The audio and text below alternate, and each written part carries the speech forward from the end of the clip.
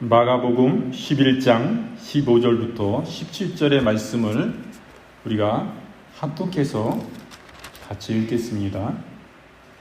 그들이 예루살렘에 들어가니라. 예수께서 성전에 들어가사 성전 안에서 매매하는 자들을 내쫓으시며 돈 바꾸는 자들의 상과 비둘기 파는 자들의 의자를 둘러 엎으시며 아무나 물건을 가지고 성전 안으로 지나다님을 허락하지 아니하시고 이에 가르쳐 이르시되 기록된 바 내 집은 만민이 기도하는 집이라 칭함을 받으리라고 하지 아니하였느냐. 너희는 강도의 소굴을 만들었도다 하시매.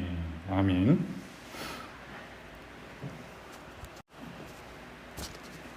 마가복음 11장 15절부터 17절의 말씀으로 성전을 정결케 하심이라는 제목으로 우리가 함께 은혜를 나누겠습니다.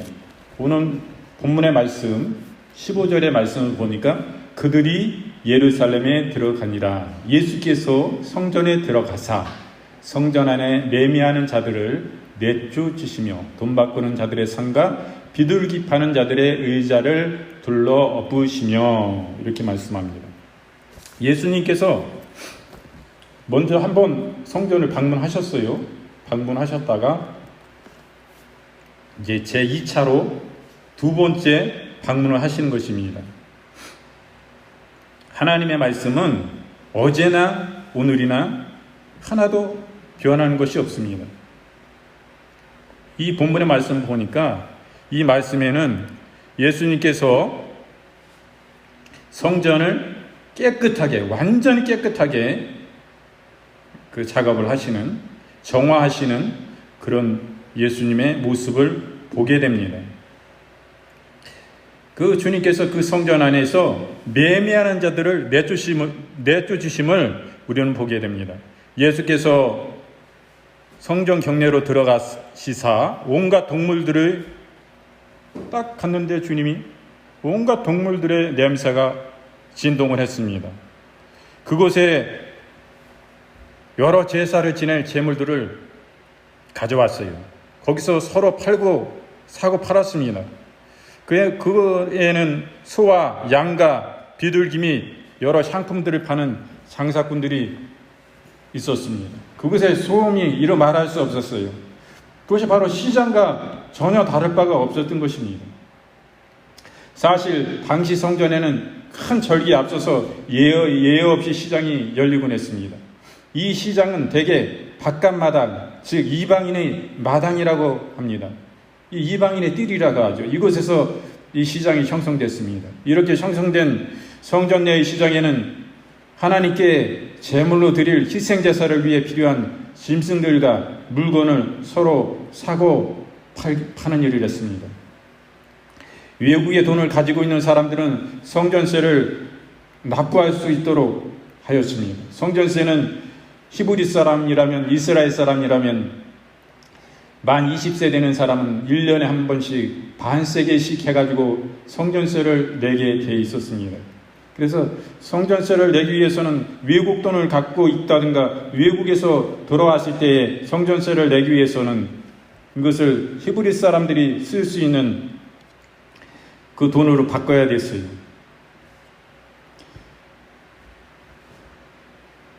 이 당시에도 화폐가 있었습니다. 이때는 우리로 보면은 옛날 시대예요. 아주 옛날 시대입니다. 우리 고구려 초기라고 보면 돼요. 이 시대를, 예수님이 당시에 계셨던 이 시대가 2020, 예수님이 이때 한 30세쯤 되셨으니까 30세부터 공생애를 시작하지 않습니까? 그러면 30세라 보면은 거의 지금 2000년 전 얘기를 지금 말씀드린 것입니다. 그때는 아주 고대의 일입니다. 그래서 여기서 화폐를 바꿔서 교환했습니다. 성전세를 내기 위해서 이렇게 하였습니다. 그러므로 예루살렘에 무슨 절기나 6월절이나 이런 절기를 지키기 위해서는 외국에서 사는 사람들이 돌아옵니다. 이런 사람들을 우리 순례자라고 그래요. 이들이 짐승을 데리고 와서 제사한다는 것은 너무 어려운 것입니다. 외국에서 하나님께 소나 양이나 비둘기를 드리기 위해서 거기서부터 그것을 가져온다는 것은 너무나 힘든 일이에요. 너무나 멀고도 먼 여행인 것입니다. 그런데 그 짐승을 데려오기 위해서는 거기서 오는 여정이 하루 이틀 여정이 아닌 것입니다. 15일이고 한 달이고 걸릴 수 있는 거예요. 그 가운데 그 하나님께 제물을 드리기 위해서 그 짐승을 데리고 올 때는 자기의 먹을 것도 필요하지만 자기의 마실 것도 필요하지만은 짐승의 먹이가 마실 것이 너무나 필요한 것입니다. 너무 어려운 일이에요. 그래서 이 성전에서는 이런 시장이 준비되어 있었습니다. 그래서 이 시장에서 소도 사고 양도 사고 비둘기도 살 수 있었습니다. 이런 시장이 열렸던 거예요. 근데 주님은 이런 모습을 보고 굉장히 격분하셨습니다. 굉장히 분노하셨어요. 그래서 주님이 노끈을 채찍으로 만드시사 돈 바꾸는 자들의 그 상을 엎으시고 노끈으로 모든 장사꾼들을 다 내어쫓는 거예요.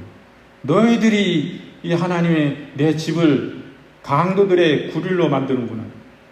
강도들의 소굴이다 여기는. 이렇게까지도 주님께서 표현하심을 보는 것입니다. 이런 주님 안에 이런 장사꾼들을 주님은 싫어하십니다. 제일 큰 이 장사꾼들의 장사꾼은 누굽니까?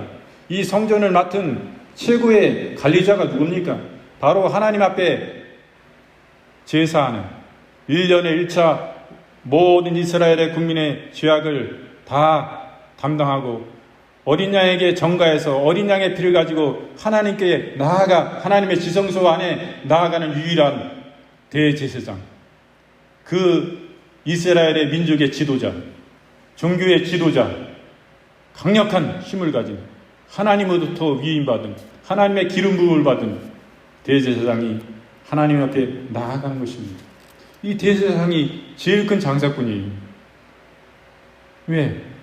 그 성전 뜰 안에서 시장이 형성됐는데 대제사장이 허가를 해주지 않으면 장사를 할 수 없는 것입니다. 그렇기 때문에 허가를 해주는데 그냥 허가해주고 장사하게 합니까? 대제사장이 거기서 남긴 게 많은 거예요.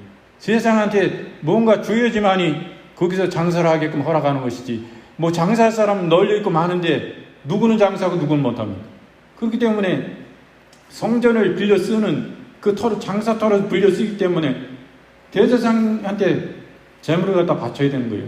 대가를 줘야 되는 거예요. 세를 내야 되는 거예요. 그렇기 때문에 거기서 세를 걷어들이는 그 대제사장은 이루 말할 수 없는 이익을 얻는 것입니다. 그렇기 때문에 예수님이 이 성전을 정결케 하시고 내 집이라 말씀하시는 거예요. 건물, 성전이 내 집이라 말씀하시고 내 집에서 이런 더러운 강도의 일과 같은 이런 일을 하는 것에 대해서 내가 참지 못하겠다. 그래서 그거 막 돈 환전상에 딱 엎고 버리시고 돈이 막 난자하고 바닥에 속고 뭐고 막 채찍을 때려서 다 내쫓으시고 이 짐승이 이거 냄새나서 이 성전이 되겠냐 말이에요. 막 이럴 때 누가 싫어요? 장사하는 사람들도 싫어하고 돈 바꿔주는 사람들도 싫어하죠. 돈 바꿔줄 때 그냥 바꿔줍니까? 거기서요. 돈 바꿔주는데 그냥 바꿔주는 게 아니라 그 당시에 얼마의 이자를 바꿔줬냐면 2.1%에서 4.2%까지 이렇게 웃돈을 받아가지고 그냥 돈 버는 거예요. 이 사람들. 돈 바꾼 사람이 보통 많은 게 아니거든. 그냥 앉아서 돈 버는 거예요. 돈 벌고. 그래서 출애굽기 30장 13절부터 16절의 말씀, 레위기 27장 3절 말씀 등에 의하면 이 성전세를 내는 사람은 20세 이상의 이스라엘 남자들입니다. 1년에 한 번씩 속전으로 성전에 세겔로 반세겔을 드려야 했습니다. 이때는 결코 부정한 자로 취급되는 이방인들의 화폐로는 하나님께 드릴 수가 없었어요. 그 외국 화폐를 가진 사람들은 반드시 성전세를 내기 위하여 합당한 화폐 곧 히브리인들이 통용하였던 것으로 바꿔야 되는 것입니다. 이 1세기 당시에는 이미 고대 히브리 화폐가 통용되지 않은 관계로 그 히브리 화폐와 흡수한 두로의 은전이 사용되었다고 합니다. 바로 이 환전해주는 사람들이 이들은 돈을 바꿔줄 때에 이런 이자를 띄고 바꿔주는 거예요. 주님은 이런 걸 용납할 수가 없는 것입니다. 그리고 여기 비둘기 파는 자들이 있었어요. 비둘기는 뭐예요? 가장 가난한 사람들이, 부유한 사람들은 소를 하나님께 제물로 바쳐 피를 올려드리고 또 양을 드립니다. 그런데 돈 없는 사람들은 그거 드릴 수가 없어요. 그래서 하나님 너무 좋으신 분입니다. 그러면 너희는 비둘기를 내게 드려라. 주님 이렇게 하십니다. 비둘기 파는 사람들도 거기 있었습니다. 거기에는 정말 자기가 마음으로 준비하고 정성과 뜻과 힘을 다해서 이거 하나님께 드릴 예물이니 온갖 정성과 중심이 하나님 앞에 올려드리는 그 중심으로 잘 기고 건강하고 탐스러운 1년의 순양이고 밀련된 양으로 건강한 양으로 하나님께 드려야 되는 것인데 거기에는 뭐 장사꾼들이 파는 거니까 돈 되는 건 다 갖다 놓은 거야. 그러니까 막 병든 것도 있죠. 뭔가 건강하지 않은 것을 갖다 파는 거예요. 그걸로 하나님께 예물을 드리니 그 중심이 하나님 앞에 정결치 않은 이 가운데 진짜 하나님께 모든 마음과 정열을 다 쏟아서 하나님께 드려야 그 중심은 하나님이 그 재물을 받겠습니까? 그 재물을 드린 그 사람의 마음과 중심은 하나님은 원하는 거거든요. 근데 그거는 없다 이거예요. 그냥 사서 나하고는 아무 상관도 이게 어떻게 길러졌는지도 모르고 병이 있는 것 같아도 그냥 사는 거예요. 거기 당신 아니어도 살 사람 많습니다. 그러니까 그 장사꾼이 내는 대로 그냥 사는 거예요. 순서대로. 그러니까 어떤 사람은 또 덜 건강하고 병든 것을 갖다가 드릴 수도 있는 거 그런 거죠.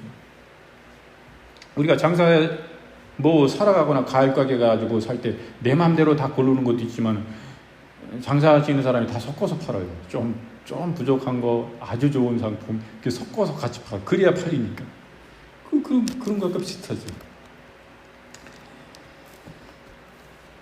주님께서 말씀하셨습니다. 내 집은 만민이 기도하는 집이라 칭함을 받으리라 이렇게 말씀하세요. 이 구절은 이사야서 56장 7절에 내 집은 만민이 기도하는 집이라 일컬음이 될 것임이라 이것을 인용한 것입니다. 유대인들이 아니어도 하나님을 경외하는 자에게는 성전에서 예배하는 것이 허용될 것이라는 그런 예언이 있어요. 실로 이방인들이 하나님을 예배할 수 있도록 허용된 유일한 장소인 이방인의 뜰이 시끄럽고 냄새나는 장터가 되게끔 내버려두는 것은 결과적으로 유대의 종교 지도자들이 이방인들에게 약속된 영적 특전을 누리지 못하게 방해하는 것이라 할 수 있습니다. 여기서 하나님이 거하시는 성전을 하나님은 집으로 일컫는 것입니다. 매우 자연스러운 표현입니다. 또한 만민이라는 표현을 하셨습니다. 만민은 헬라어로 파신토이스 에네 신입니다. 이 신약 성경에서는 흔히 이방인으로 번역되는 경우가 많습니다. 그리고 특별히 본문에 기도하는 집이라는 것은 거룩한 목적을 위해 하나님께서 친히 구별해 놓으신 장소라는 의미를 강하게 내포하고 있는 것입니다. 그런데 이처럼 하나님이 친히 설정해 놓으시고 또 이곳을 통하여 당신의 백성을 만나주시는 기도하는 처소인 성전은 거룩히 보존되어야 하는 것입니다. 동시에 이 성전은 만민에게 개방되어야 하는 것이지 특정한 사람들의 이익을 이바지하는 것이 되어서는 안 되는 것입니다. 그래서 주님께서는 너희가 하나님의 성전을 강도의 구렬로 만들었도다 이렇게 말씀합니다. 소굴이에요, 소굴. 강도들의 소굴, 그런 뜻이에요. 이 구절은 에레미야 7장 11절에 내 이름으로 일컬음을 받는 이 집이 너희 눈에도 도적의 구렬로 보이느냐 이렇게 말씀합니다. 마가가 자유롭게 인용한 것인데 그것은 앞에 인용구와 함께 성전의 긍정적인 기능과 부정적인 기능을 서술에 있어서 일관성이 있는 진술로 만들기 위함입니다. 이렇게 함으로써 만민이 기도하는 집과 강도의 구렬이라는 표현 속에 하나님의 목적과 인간의 잘못이 잘 대조되어 나타나고 있는 것입니다. 한편 강도들이라는 말은 이중적 의미를 갖는데 1차적으로 강도들은 거룩한 성전의 신성한 그것을 범한 상인들과 한정상대를 언급하는 것이고 2차적으로는 정치적 의미를 가지고 있습니다. 시골에서 예루살렘으로 들어와 성전을 반 로마 활동의 기지로 바꾼 정치적 활동가들은 이런 사람들을 주님은 뜻하시는 것입니다. 실제로 로마 유대 전쟁의 결정기인 AD 66년부터 74년에 이 성전은 열심당원들의 요새로 사용되기도 했으며 AD 70년경에는 로마군에 의해 완전히 파멸되어 버렸습니다. 그러나 예수께서 생각하시는 성전은 사업상의 거래나 군사적 행동의 기지가 아니라 만민에게 열려있는 기도하는 곳이라 주님은 말씀하셨습니다. 이사야서 56장 6절부터 7절의 말씀이 그렇습니다. 내 집은 만민이 기도하는 집이다. 이렇게 분명히 말씀하신 거예요. 우리의 심령이 우리 성령의 전입니다. 우리의 성전이 삼고 성령께서 우리 속에 와 계십니다.